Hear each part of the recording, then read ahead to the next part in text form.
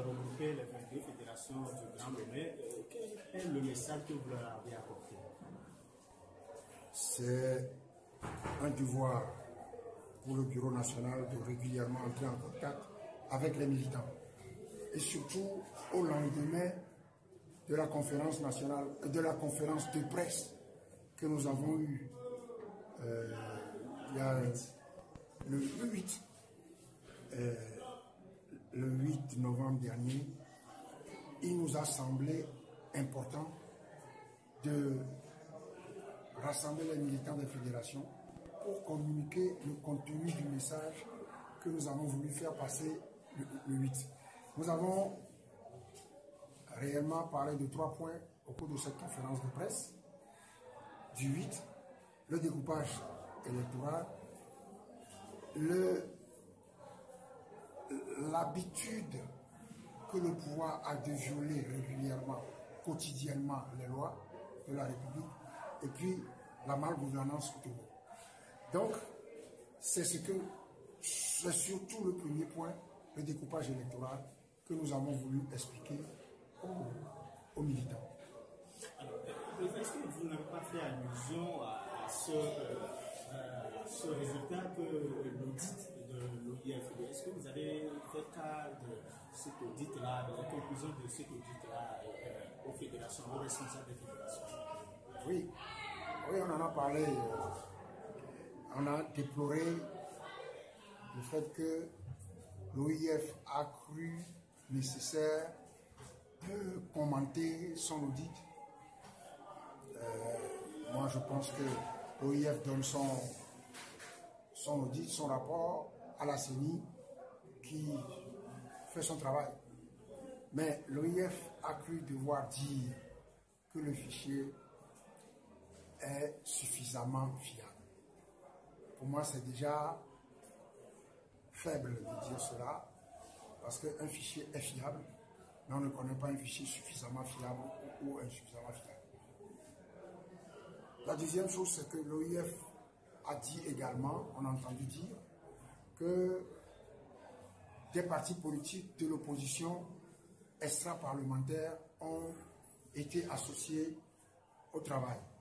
Eh bien, je peux vous dire que nous, à l'ANC, nous n'avons même pas eu connaissance de la présence de l'OIF dans le pays pour procéder à cet audit.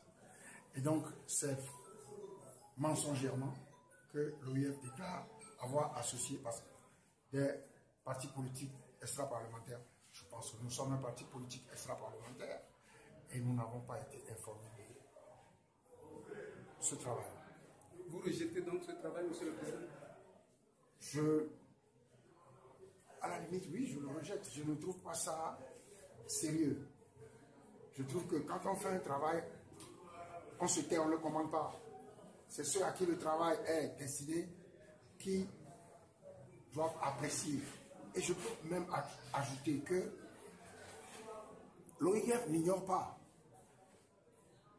que à un moment donné, le recensement électoral a été arrêté et que la plupart des acteurs politiques, en tout cas de l'opposition et même de la société civile, ont déploré cela, ont condamné cela et ont demandé la poursuite du recensement.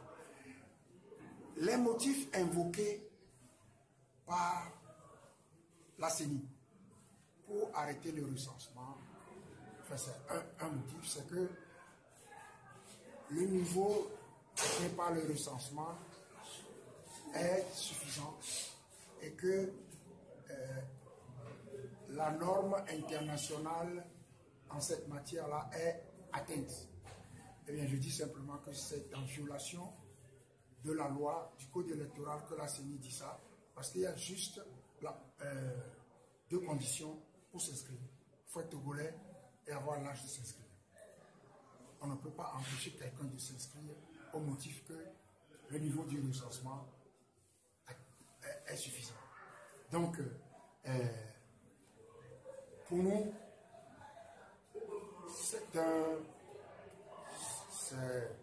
on a l'impression que l'OIF a été invité pour valider quelque chose dont le pouvoir sait qu'il est largement insuffisant. On va revenir, Monsieur le Président, peut-être pour terminer sur cette rencontre que vous avez eue avec la Fédération. Est-ce que vous pensez que le message est passé et qu'est-ce que vous attendez de ces présidents de fédération? Est-ce que le message est passé?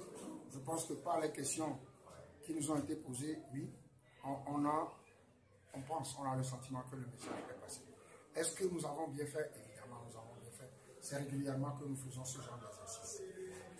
Ensuite, qu'est-ce que nous attendons?